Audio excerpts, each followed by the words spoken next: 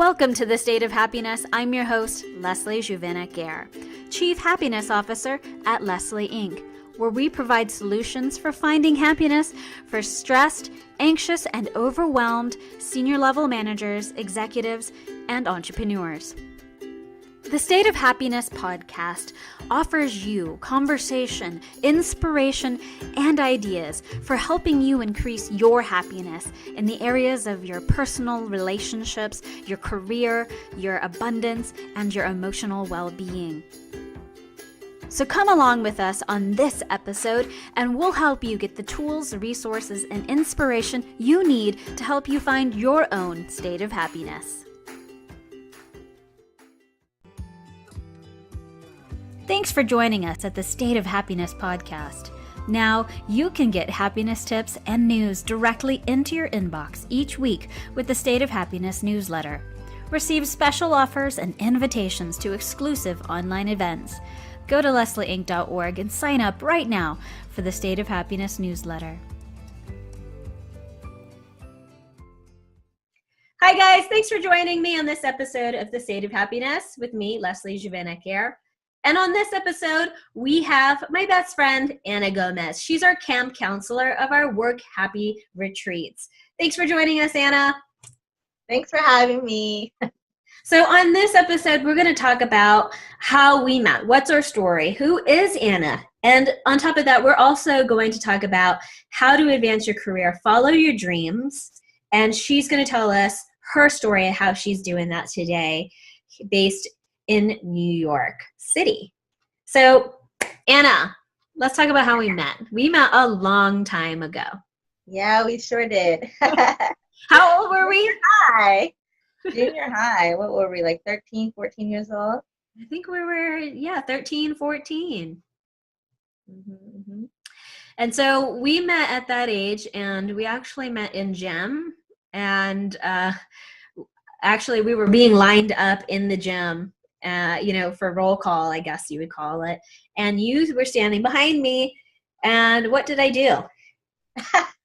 Goofball as you are, you had some funky shades and you turned around and be like my glasses? And I was like, yeah. I remember that because you just had this look of skepticism on your face. And then from there on out, I think I said to you, hey, do you want to hang out with me? Yeah, and since then we've been together, right? Yes, friends forever.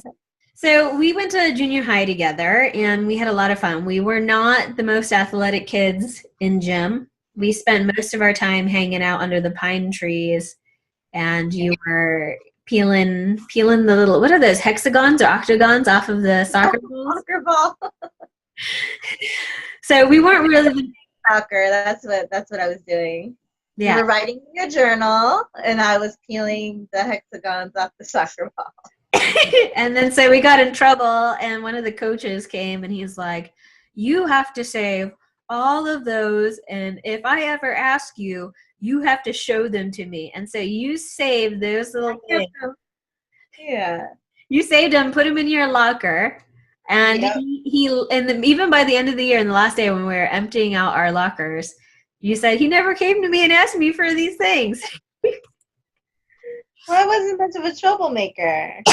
No, you weren't. You were quite the scholar at school. You were taking like advanced classes, and you were, what was secretary of something, your class, or class treasurer? What were you?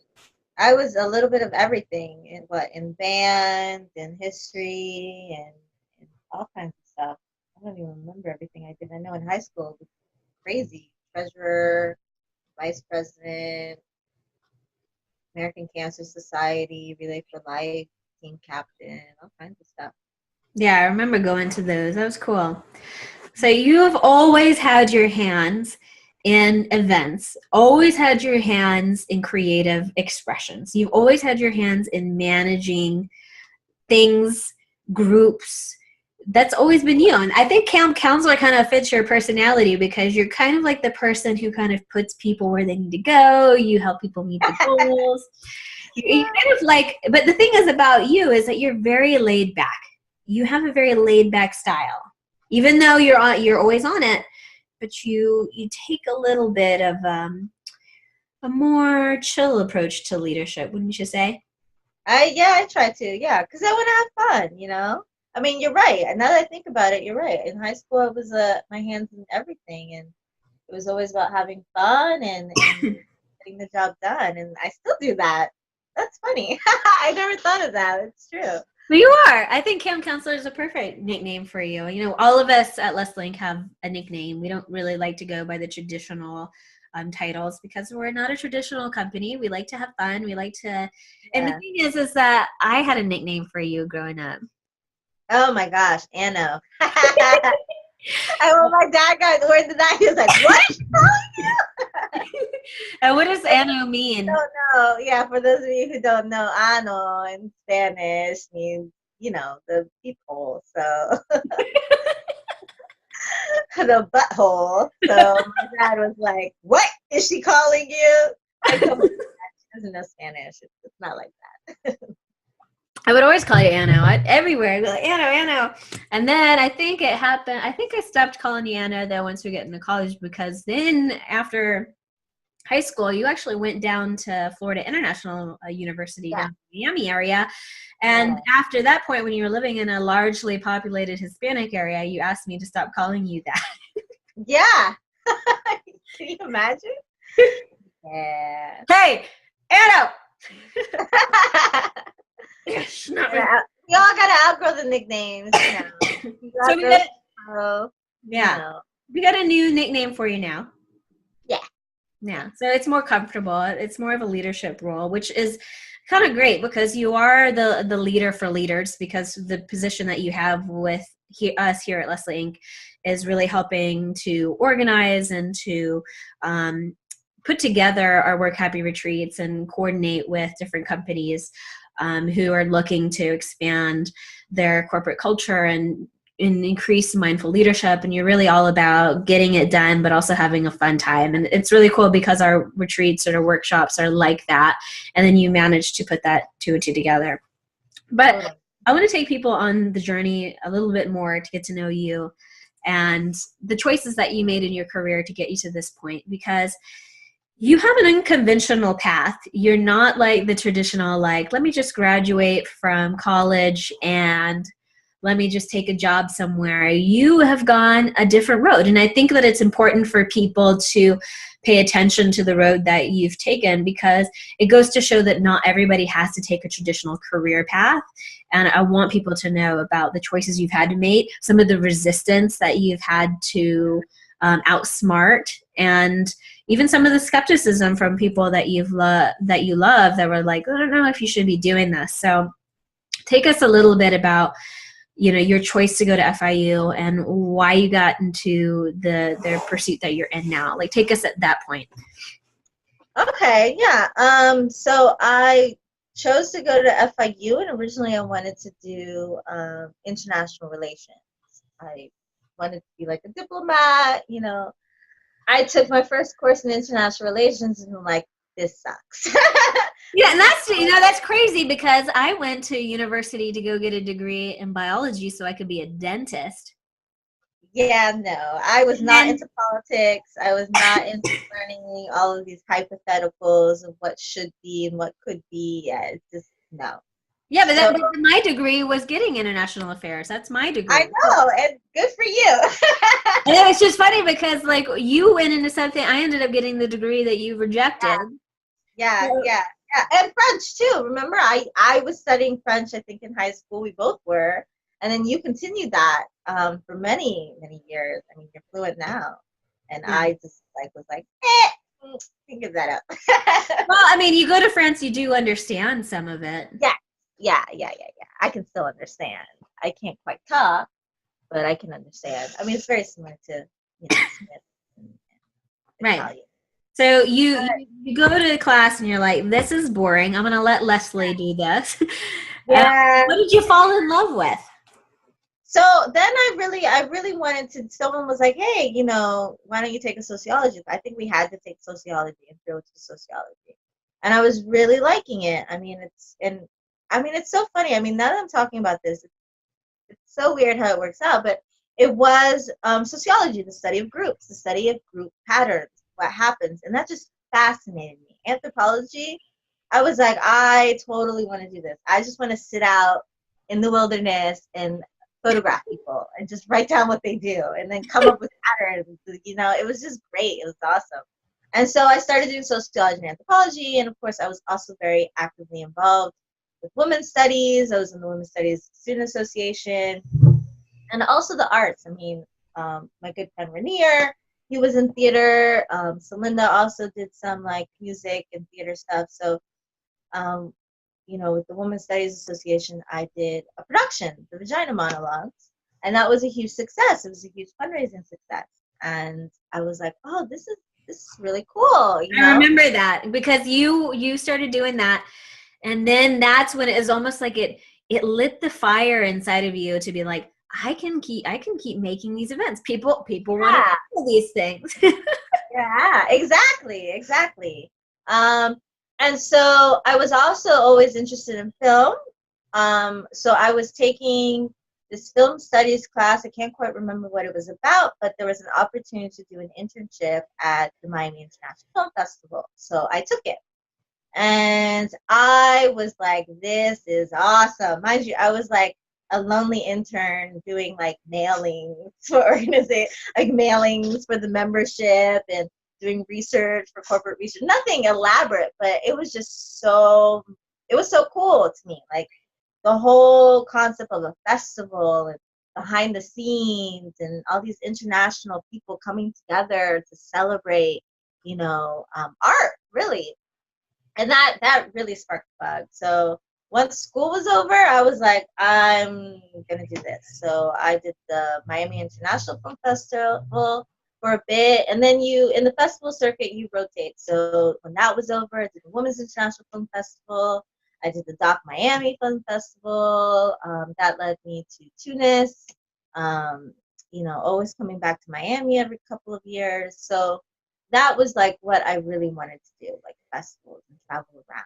And then I got a position with a film studio, a nonprofit film studio, and that's when they would produce festivals, but they would also do productions. So that was cool. So I met a lot of cool people with fun ideas, and it was really my responsibility to find the funds and come up with a plan of action to make these ideas come to life.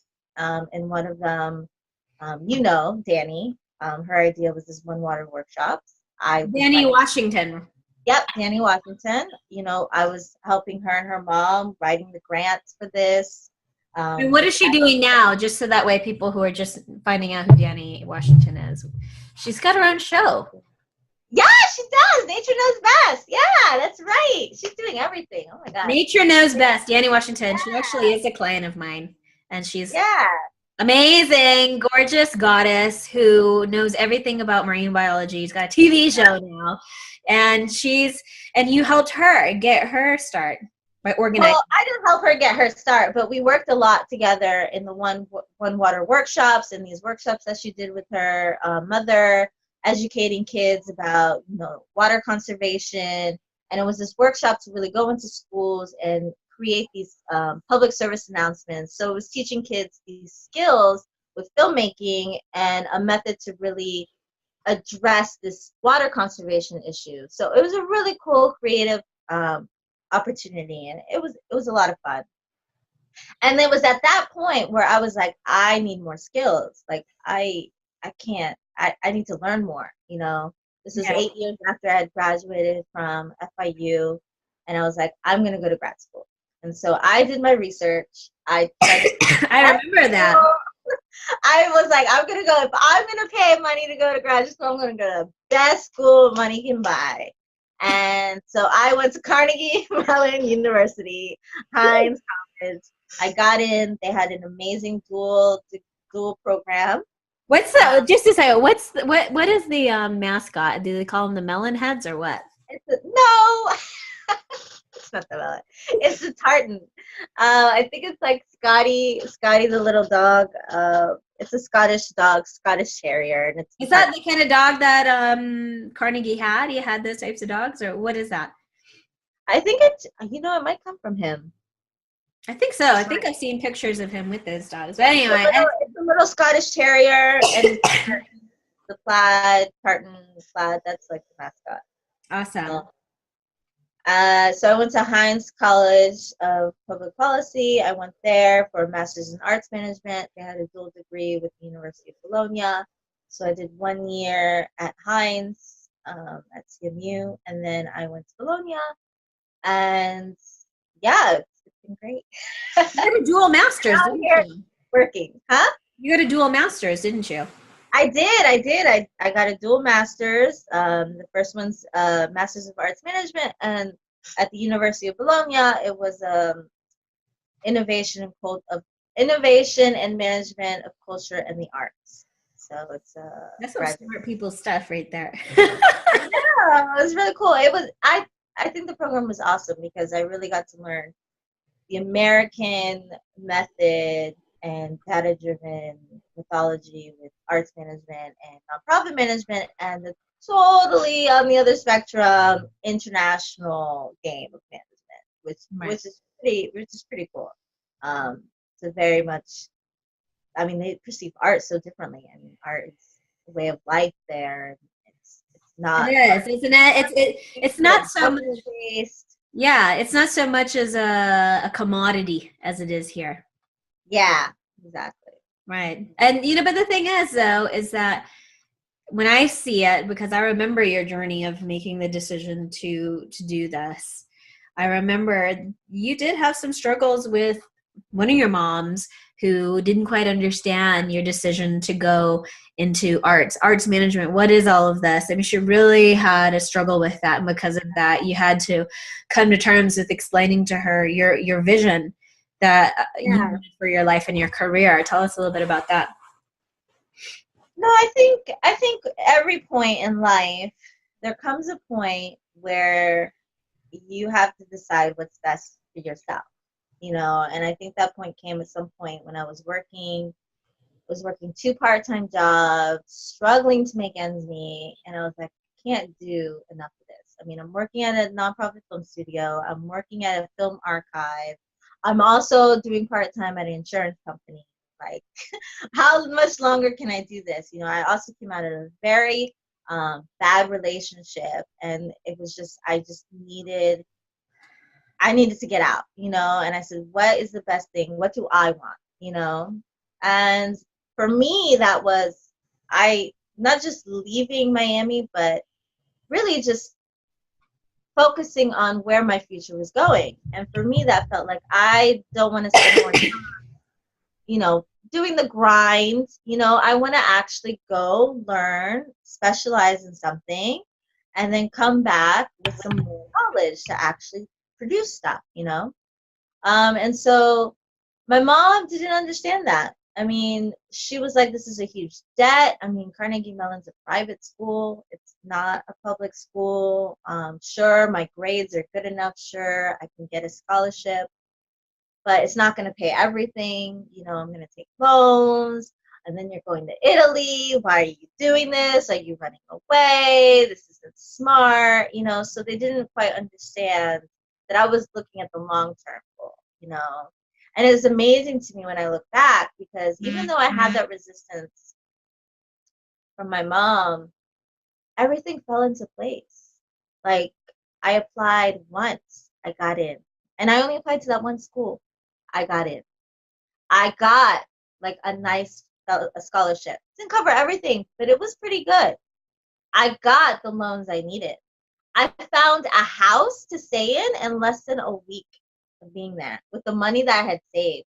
I made great friends there. Like, it's crazy how everything fell perfectly into place.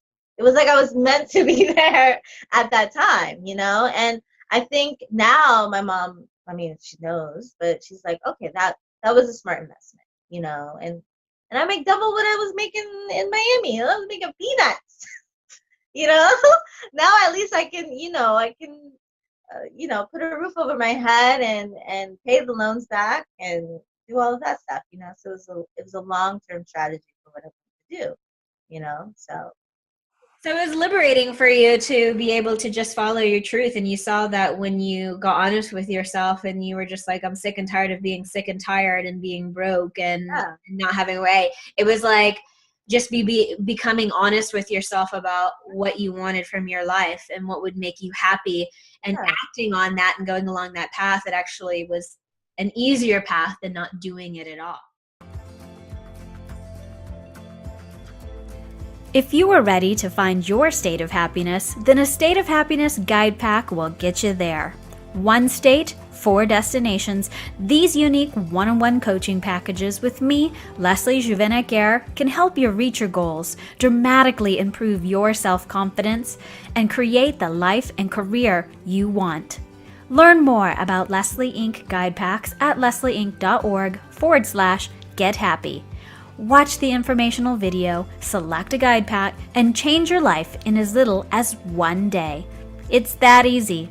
Leave the rest to me because I'm your guide in the state of happiness.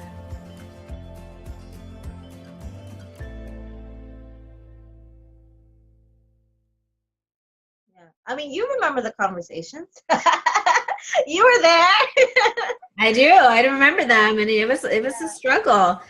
And then you were just like, that's it, I'm going for it. I remember that. And what was great is that after that first year when you were at Carnegie Mellon over there in Pittsburgh, you ended up in Bologna, and you were just right over the border from where I was living in the French Alps. So we got to see each other a lot. I know. Isn't that crazy? It was awesome, and it was convenient for me. Yeah. That's funny how that works out, right? So you get yourself out of Bologna, you finish up there, and then you find yourself in New York City, and you decide that's where you're going to work, and that's where you're going to build your life as a real professional who's really dedicated to nonprofit arts management, events, and programming. You're deciding this is where I want to be. And now your other job that you have in addition to helping with me is working at the New York Botanical Gardens, and you're doing that now.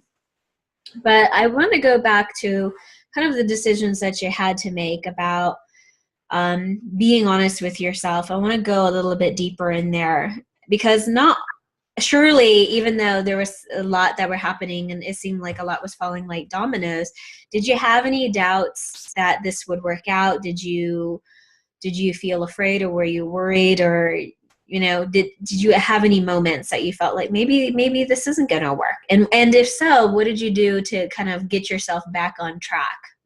I'll be honest, I was really excited. I was really excited. I think the major doubt came when my parents flew to Miami, which they never do. They never did. They flew to Miami, and they had a heart-to-heart with me, and that's when I was really oh my God, am I and this was maybe less than a couple of weeks before it was to go. They're like, we don't think you should go. I think you should reconsider this. And that was the first time. And I remember crying. We were supposed to actually go to an event. We were walking, and I said, you know what, guys, I can't. And I was like, I gotta go. And I left. And that, I think, was the first time where I was like, oh my God, what am I doing? Is this really the best thing? And after I cried, after I thought about it, I really was like, no, this is, I need change, So I think the only time that I was a little nervous, I think, was actually in the process of doing it. But I knew the end result, which is kind of funny. I knew that I was going to end up there and study. And then after that, I was going to go to Bologna and study. I knew that's where I was going to go.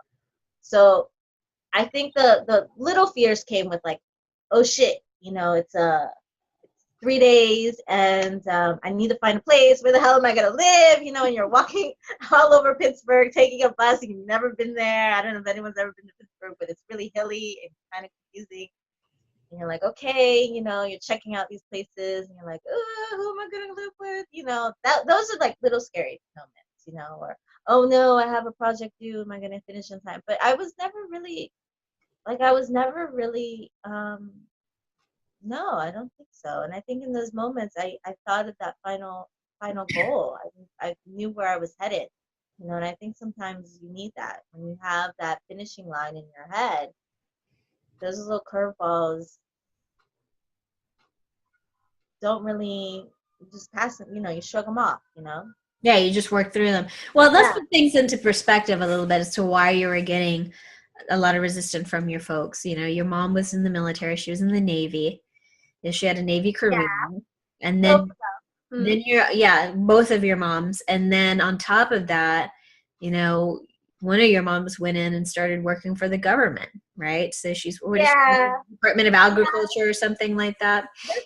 They're from old school. You know, you work for a company, you put in your time, you get a nice pension. You know what I Right, mean? because every time I go and see Javan, she's always like, retiring, yay! I put in my 26 years. I mean, she worked in one Yeah. culture. Yeah, 20 years. 20 years in the Navy, and I think 25 with the government. Yeah. So, I mean, that's just the old way of doing things. Like push or pull, you're gonna you gotta stick with it. You gotta stick with it. You know, you stick with it, you're gonna get a nice pension at the end, or your retirement at the end.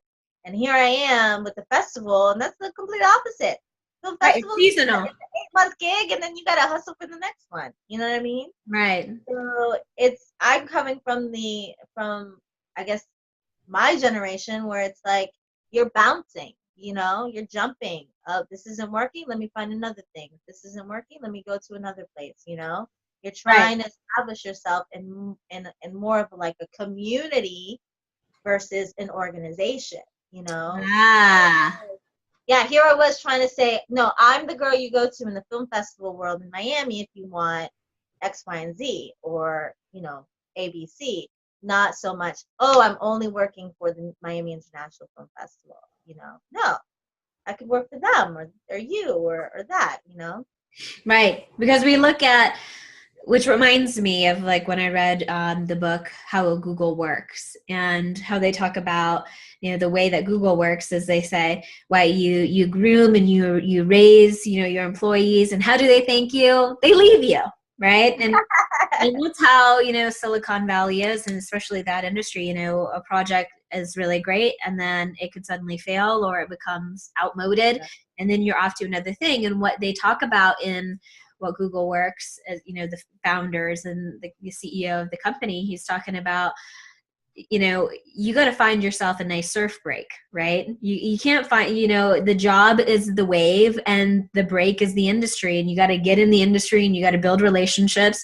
And I think you're absolutely right that, you know, you were in the arts community and you were building relationships throughout the whole community, as opposed to this is one organization and I'm just going to work my way up and screw everybody else. It doesn't work like that anymore. And especially in the creative community, it's always about the projects that you're working on, the seasons that you're working on. And so you're putting this whole thing about the nature of, you know, arts and, you know, the creative work, and then the nature of a new millennium. You know, we're talking about, you really, really began to cement yourself in your field a little over 10 years ago. So that was right around when the economy was completely shaking up, when we were looking at a completely different way of having a career. And statistically, most people in the United States these days only stay at a job maximum 5 years. So we're at a new economy, and on top of that, they never worked in the creative arts industry, so they really don't know. So we're dealing with having to explain to our parents, you know, especially, you know, people who are, I want to say, really 40 and under. We are very much used to the gig economy and working on projects, whereas people who are over 45 and the baby boomer generation, from, you know, our parents who are in their 50s to, you know, Frank's folks who are in their 70s, you know, they don't understand. They think it's something completely alien. They don't get it. And, you know, that's great for them. You know, they're in the retirement or whatever. But I have to say, I'm going to be honest with you. My parents were never happy at their jobs, ever. You know what I mean? Like, I never saw my parents like, I'm so excited about what my company is doing. Like, we're just such a team. Like my parents never talked about their colleagues. They never talked about who they love to work with. Yeah. Where now, I will say that the one thing I from both of them, and even my dad, was a strong work ethic. I mean, I know my mom. They're just strong workers. I mean, yeah, they could complain about work, but they'll be there on time. They'll get the job done. You know what I mean? They'll make sure at the end of the day, everything that needs to be fulfilled is fulfilled, and they'll do it over and over and over and over and over again. You know what I Right. mean? Right. Yeah. I mean, we look at this and we look at, just my mom, for example, and I think this is just a good antidote to, a personal thing because my mom. Mhm. And, she does not have any higher education. The highest education she got was, I think, sixth grade. And she was working in manual labor, working in a warehouse. And a couple of years ago, she fell off a ladder and seriously hurt her back. And because of that, she has not been able to do that manual labor. And I had seen her when I went back to Jacksonville to work with Josh on our app and continue all the progress that we're making. And I saw her and she was, she's like, yeah, I can't work and I get a lot of help from your brothers. And Oh, wow. it's tough for me. And I just looked at her and I said, honestly, is that what you want to do, is to work in a warehouse and doing like this, picking job every day? And she says, well, no. And I said, well, would you have done that? Would you have pursued your dream to do what she wants to do, is like ministry and helping people, because she's in a church and that's what she's really into and passionate about? I said, would you be doing your church ministry if your back was just fine and you were able to go to work? And she just looked at me and it was like a light bulb moment. She's like, no. And I said, well, this was the universe's way of giving you an absolute ultimatum. Like, I can't do that anymore, so focus on what you want to do. And so I see a lot of older clients, and I have older clients, not a lot, but I have clients who are 50 and over, and they struggle with, okay, what do I do now? And I sacrificed my whole career working for some company whose beliefs and values I don't believe in, and now I find myself, I've got a little bit of money put aside, but I don't have much to show for it. And so a lot of young people, especially my clients, they're highly educated, world traveled, and they don't want to work for just one company, and they don't want to sell their souls and go in and just work hard for somebody else. They want more out of their whole life experience than hoping and dreaming for, after 26 years, a retirement pension. Yeah. So it just totally changes that role. So my question for you now is, you are working in nonprofit arts management, you are working in events and programming, that's what you're doing with me, and selling those and coordinating and building all of those. But how do you, being in the industry that you're in and understanding the nature of the economy, how do you plan to create financial security for yourself? Like, how do you see it differently than your parents do? That's a good question. Maybe more focusing on myself and what skills I can provide and bring to organizations and to groups to improve their situation. You know what I mean? So, and becoming an asset in that sense. So no, not so much um, working for the man, but working for myself, or that's my plan. You know what I mean?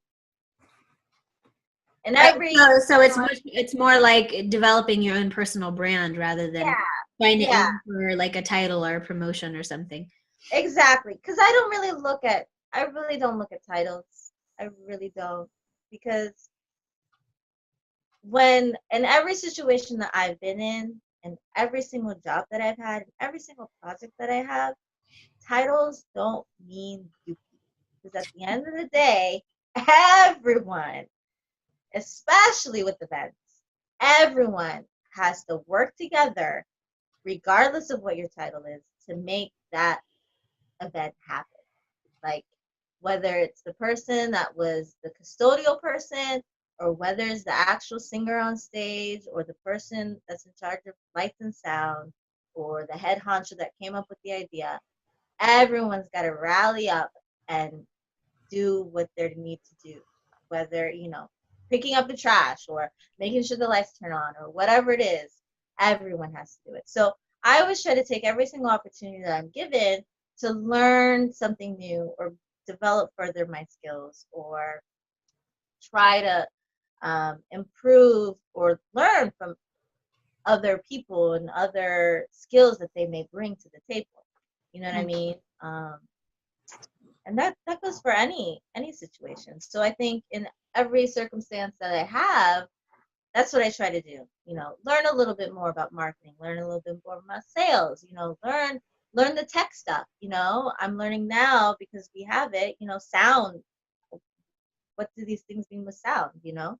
So learning a little bit about that. So it adds to my hat of tricks, you know, so that if I'm presented with the situation again, I can, you know, at least help a little, you know. So I think that's how I plan to build my future, you know, is like become a little master of trades, you know a little bit, but also build a brand for myself and a name for myself and a reputation for myself for bringing quality goods, you know. So I think Right.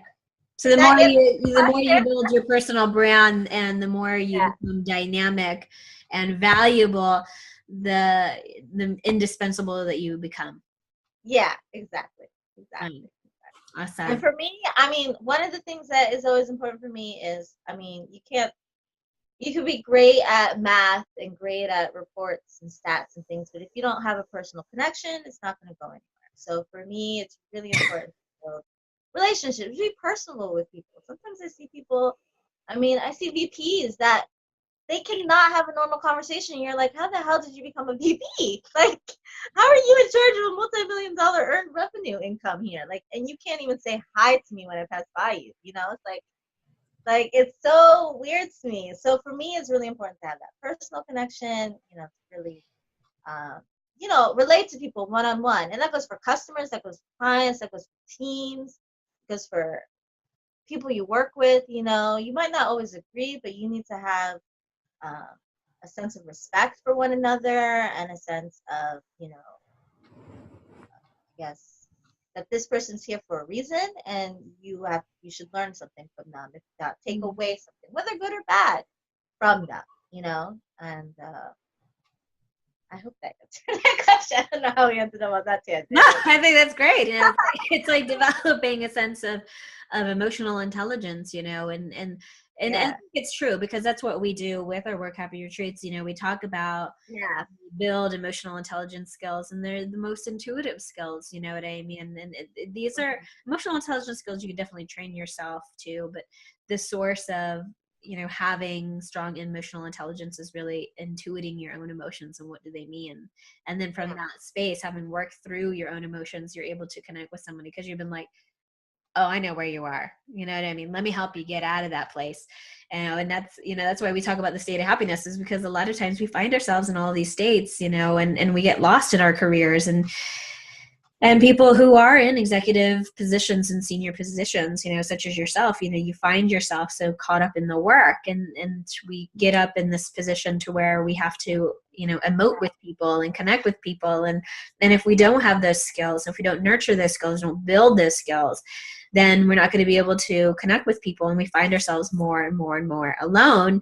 And when we do that, then people are not going to want to work with us. And then that just has a spiraling effect that affects, our ability to earn and get new positions. And it becomes a depressing state. So I definitely agree with you from that point of view, that not only should you create dynamic skills and be an expert in what you do, but also be dynamic in terms of understanding how the whole system of your job and how your industry, how your organization works, but also being able to apply intuitive and emotional abilities into connecting with people that makes you indispensable, makes you valuable, that makes people want to come to you and connect with you. I think definitely that's an amazing part of becoming more of a value in the business than just doing your job and showing up and working hard and not giving anybody crap.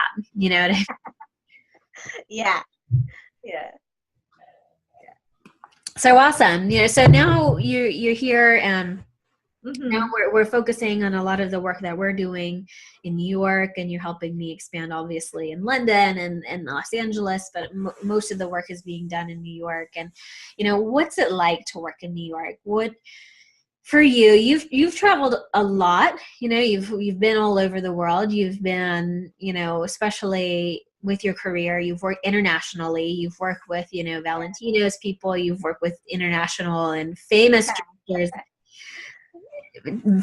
directors in other parts of the world whose names I won't name, but you've had quite the connection with them, stories that we could tell for another day. Oh, that's like, Or maybe not. But yeah. you have amazing connections. You've worked with famous people, successful people from all over the world. And kind of like New York is like this hub for all these people. What's it like working I mean, I'm from the South. New Yorkers are just sometimes serious. there? They're Yeah. I'm like, yeah, they can be serious, but they can be fun. Oh my gosh, they have everything at their disposal. I mean, New Yorkers have everything at their disposal from a young age. Things that you and I were like, oh, I wish we could do that. They have, you know what I mean? Broadway shows, museums, world class artists come here, music of every kind. I mean, remember you and me would be like, let's go to that one theater to see that ska band. And here they have tons, options. So they can be spoiled in that sense of having everything at their disposal, but they can also be very serious at work and very serious with life, in that sense. I always used to make the comparison of Miami. Miami was very serious, with work, but it was at a slow pace. They always had a destination, but it took them a long time to get there. Where New Yorkers have a destination and they'll get there on time. And they'll make sure they look chic, and they make sure they have their purpose, and they make sure everything that they need is set. Would you So say that creates a lot of pressure, though? What's that like for? it does create a lot of pressure. It does. But I mean, they're serious and fun. They're serious at work, I feel like. So living and working in New York has been that experience where it's like you have to find that balance, because because you have everything at your disposal, you could be out all day doing all kinds of stuff. So I don't know. Well, I mean, let's look at you for a little bit. I mean, there was a time where, Yeah, for me, what I've learned is a sense of discipline, um, when it comes to work. So you really have to show up and do what needs is done of you, because it's expected of you. Like some nonprofits and some cultural art institutions, it's a little bit more laid back. As long as the job gets done, they're not too worried about how it gets done. Whereas in New York, I feel like, no, you need to be there at 9, and you need to leave at 5. You can't just leave at 4 if you want. It's a strict schedule. I don't know. I think that was the biggest thing that I learned. Like, you need to be on time. It needs to be a set schedule. It's a dedication. There's a sense of dedication, a sense of commitment and seriousness about work. And the same thing with meeting up with people and friends. You commit to those things. right. Well, I mean, you did experience some times when things were getting really busy and you had a lot of sales going on. And there was a time that you felt a little burnout, worn out, Yeah. and you and I worked a lot on that to create a sense of well-being in yourself. And through that process, what did you learn, and what should people take away when it comes to creating a healthy equilibrium with their personal life and their work life?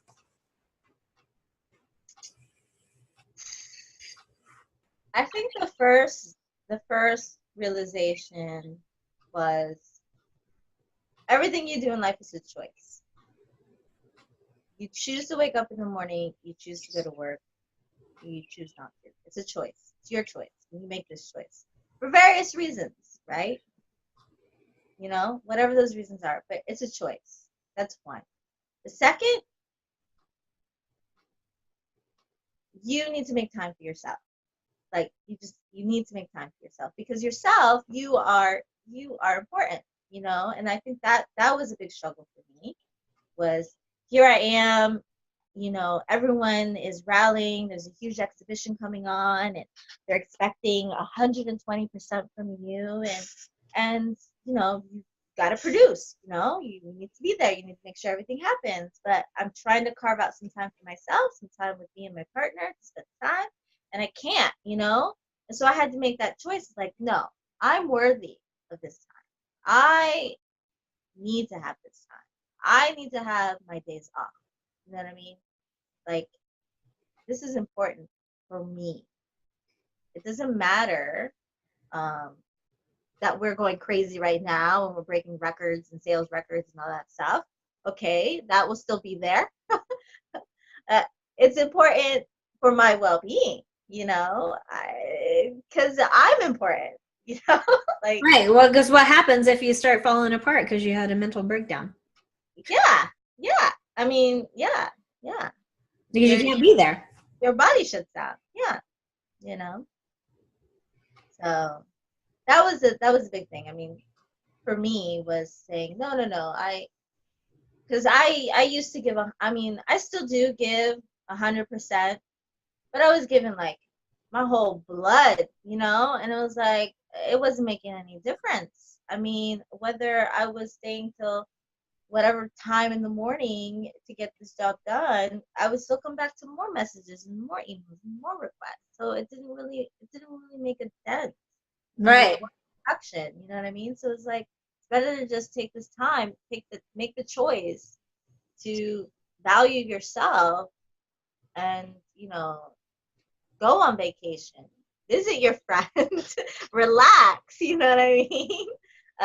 Go to the movies, have those cherries and have that cake and enjoy it. And Well, I mean, speaking of cherries, that was the tipping point for you. oh my gosh, yeah. That was awful. You come home from work, so cherries are like my favorite besides shrimp. It's like shrimp and cherries. But shrimp you gotta cook, and cherries you don't gotta cook. So you go to the store, you buy some cherries. All you want to do is sit down and enjoy a box of cherries and some Coca-Cola and watch some TV and get a crazy allergic reaction. And, you know, thank goodness for your expertise, really, because I was just like, cherries are out of my life forever. I know, that was such a bummer because what had happened, you had that allergic reaction, and it was at that point around that time you were like, that's it, I'm going on vacation. You gave me and you were like, here are the dates, I'm coming. Pretty much. And then so what we did was we had when you came in and we, you know, when you came and of course we were working together on the retreat stuff and I took you out and we went and got massages and we had like you wanted fish tacos every day, so we drove out of the way to get fish tacos. We did lots of fun, chilling, relaxing stuff, and then one night we had a girls' night with our friend Holly. Yeah, Holly. And so I bought a bunch of cherries and fruits and cheeses and wine, sparkling, you know, everything. And we were just had all decked out. And you were just like this cherries, and you were just like, oh, I'm gonna have an allergic reaction. And then at that point, I was like, oh, I got a cure for that. Let's work on this. Session time. But it was a moment. We used what did we use? We used some energy work. We used some muscle testing. Yeah, we used the pressure point stuff, which is really, I think that's awesome because it's crazy to see how like you have all of these subconscious things that you don't even know that your body is doing. You know what I mean? So like to say, you know, my name is, you know, Anna, or you lie and your body tenses up. You know what I mean? Yeah. So we used muscle testing, which is just basically putting out your arm and then somebody else, giving a true false statement and using that. And it kind of like as a guide to look at your subconscious mind and what is it saying. And we were looking at some of the beliefs, and what I did was took out a bunch of beliefs and I made you repeat those beliefs. And from there, we were able to really pinpoint what were the limiting beliefs that were triggering the allergic reaction. Because from my research and from the work that I've picked up from my mentors, is that allergies, especially food allergies, are the phobia of the mind. So we're looking at this, and for me, my food allergy was shrimp. That every time that I would feel attacked by other people, I would have shrimp, and then I would almost die. I literally almost died.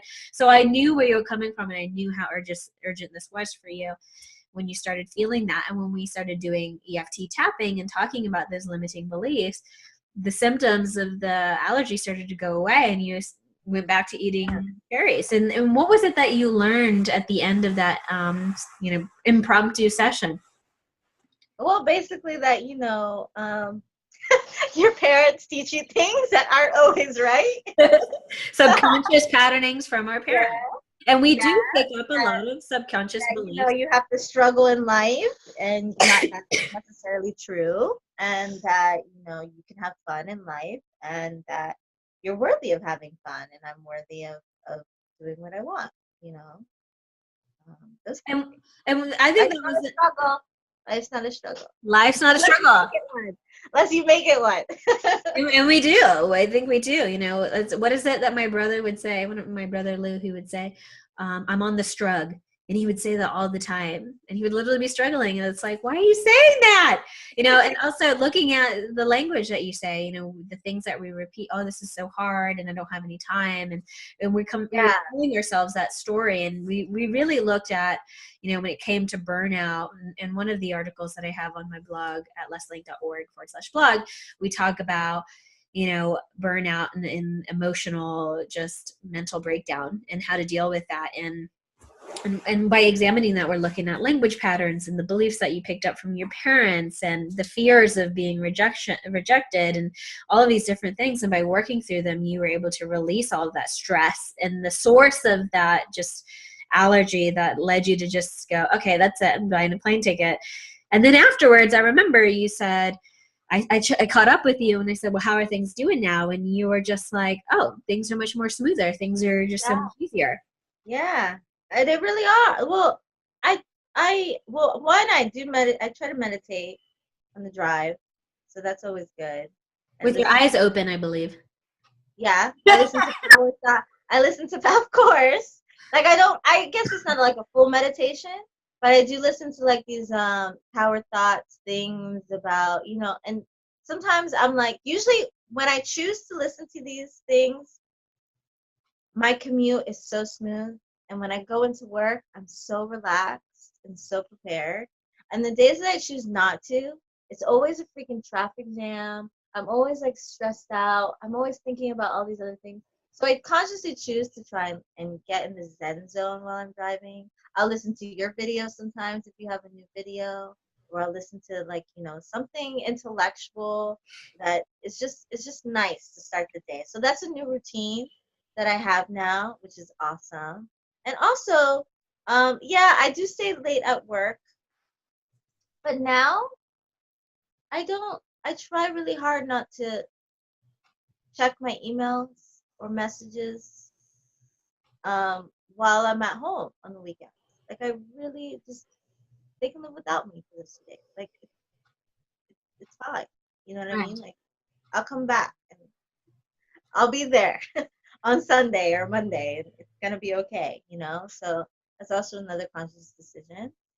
And then, just take it day by day, Yeah, just for today, in Reiki, because I'm a Reiki master teacher, and what we talk about in Reiki, and the message is just for the day, just for today, I won't be angry. Just for today, I will be at peace, and just being in today and being in this moment is really what it's all about. Because with work and with burnout, we find ourselves a lot in burnout anticipating something in the future bad happening, and we worry that, you know, every email that we get is going to be a complaint or an attack, Yeah.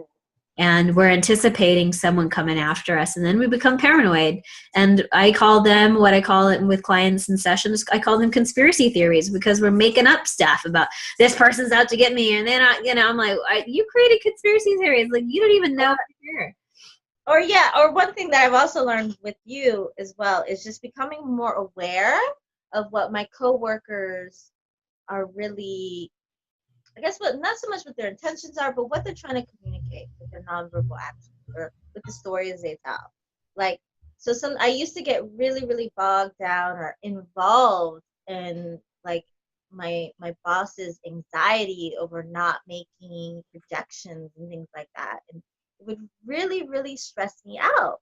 Like, you know, I talked to you about this, and you were like, we'll find out what that root is and why you feel this way, and we found out that, you know, it was bringing me back to, you know, again, your parents, you know, the relationship I had with my mother, and how, you know, this whole fear that they were having and that they were projecting onto you, you know. And so I had to really disconnect that. And same thing with my coworkers. Sometimes they're telling me these stories, and I'm just like, what are you trying to say to me? Like, what is happening in your life that I just need to disconnect from, you know what I mean? Like, this has nothing to do, but, you know, just becoming more aware, you know, of that, you know, of the other people's stresses that really have nothing to do with me and my work. Right, because we get caught up in other people's soap operas. I mean, I can empathize. I can say, oh, you know, I'm sorry, you know, you want to talk about it, you know, that kind of thing, but really don't emotionally invest, or don't take that burden on, you know what I mean? Right. Like, that was something that I really also try to be conscious about, you know. Good. Try to pay attention to that, and especially a lot with customers, because I deal with a lot of customers. I mean, I had a woman cry on the phone with me 2 days ago because she couldn't get 2 more tickets, and I had to try so hard not to laugh in her face, but she had left me a message.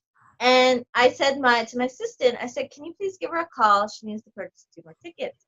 My assistant was able to reach her and said, how can I assist you? She goes, no, I need to talk to Anna. And she said, well, she's in and out of her office all day with events.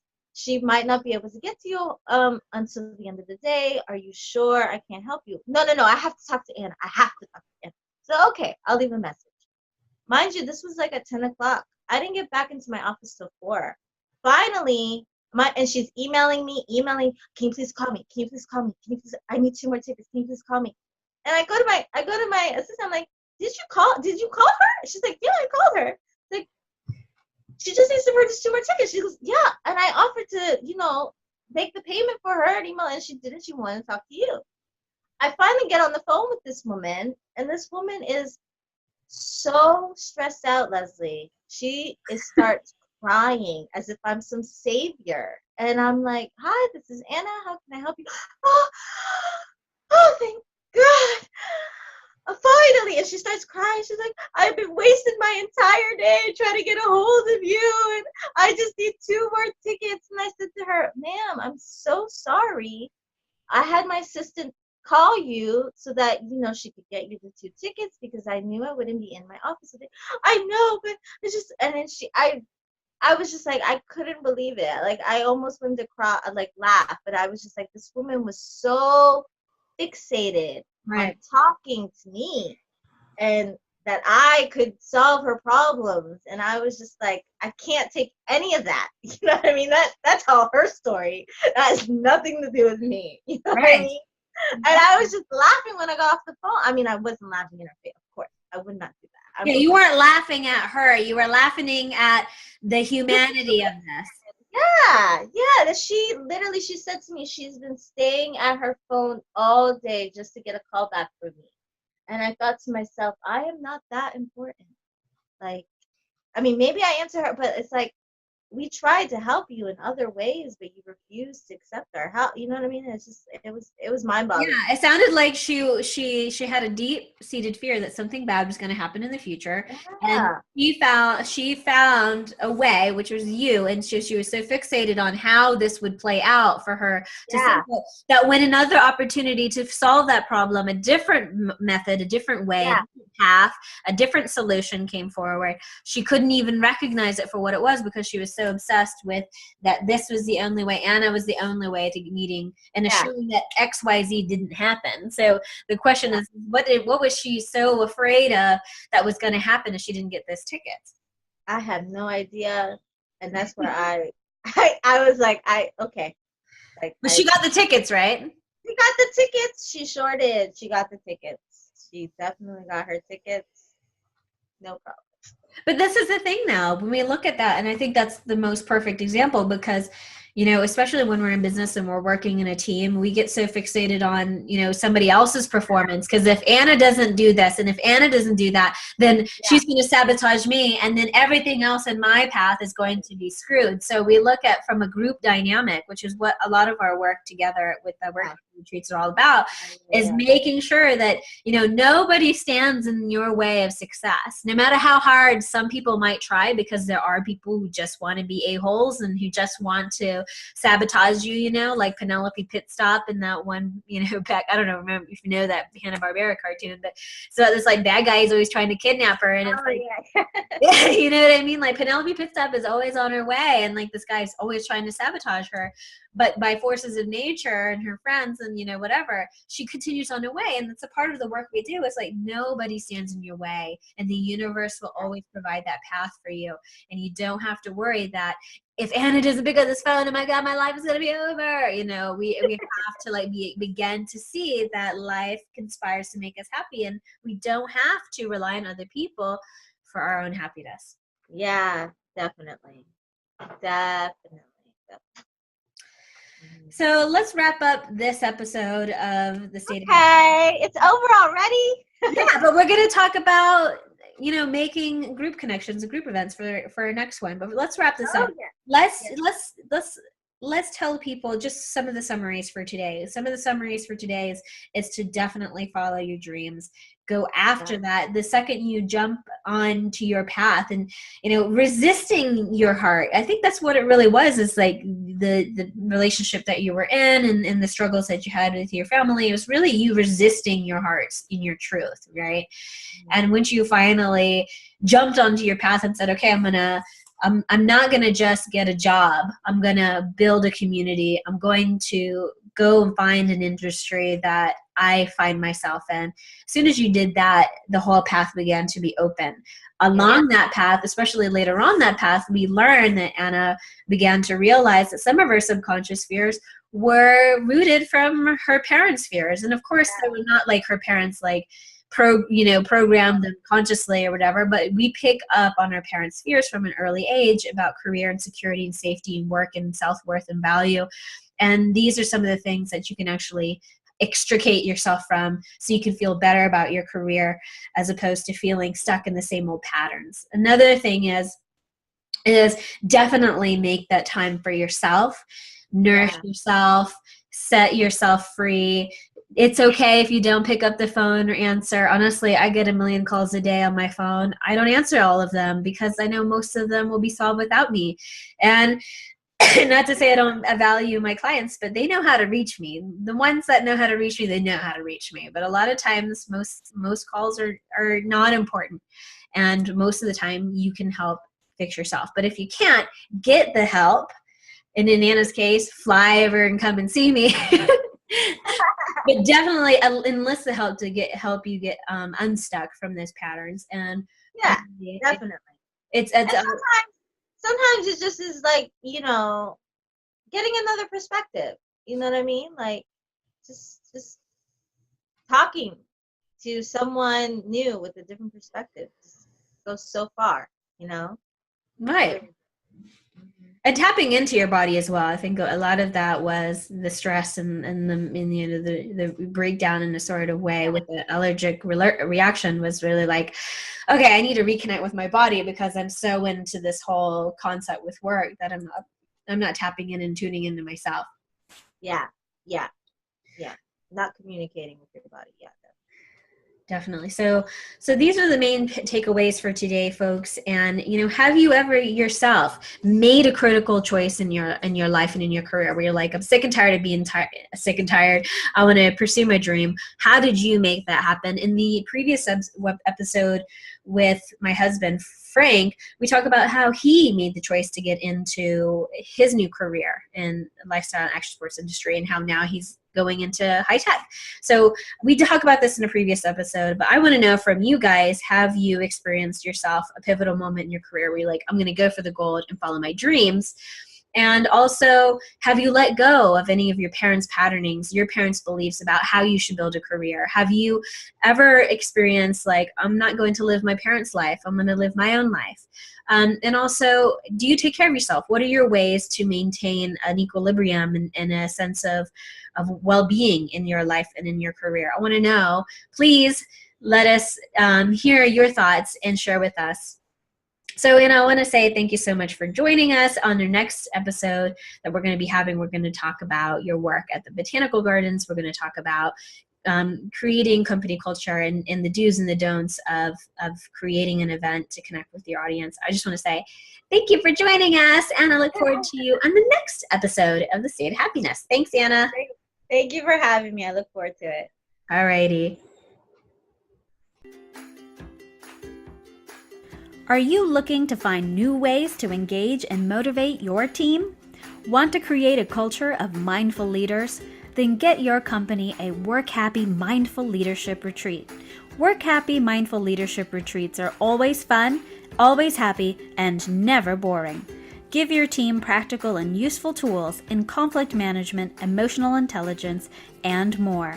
The Leslie Inc. team will help you create a custom entertaining Work Happy experience. Learn more at leslieinc.org to work happy.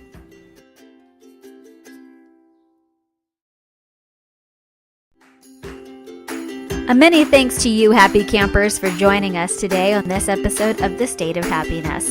If you'd like to continue the conversation, you can join me at Twitter at Leslie Juvin, as well as follow at Leslie Inc. on Instagram, and talk with us at Facebook at Official Leslie Inc. If you enjoyed this podcast, be sure to leave us a rating and subscribe and share with a friend. As always, thanks for joining us, and remember, a smile goes a long way.